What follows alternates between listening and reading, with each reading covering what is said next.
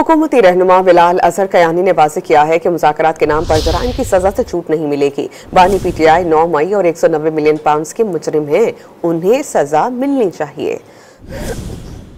अगर किसी का ये ख्याल है कि आप ये मुज़ाकरात के नतीजे में आपको आपकी जराइम की सज़ा से छूट मिल जाएगी, तो ऐसा तो नहीं होगा।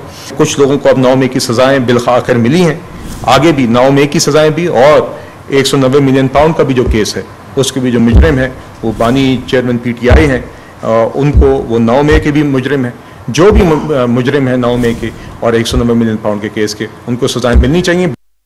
हुकूमती रहनुमा बिलाल अजहर कयानी ने वाज़ेह किया है कि मुज़ाकरात के नाम पर जराइम की सजा से छूट नहीं मिलेगी। बानी पीटीआई 9 मई और 190 मिलियन पाउंड के मुजरिम हैं, उन्हें सजा मिलनी चाहिए। अगर किसी का ये ख्याल है कि आप ये मुज़ाकरात के नतीजे में आपको आपकी जराइम की सज़ा से छूट मिल जाएगी, तो ऐसा तो नहीं होगा।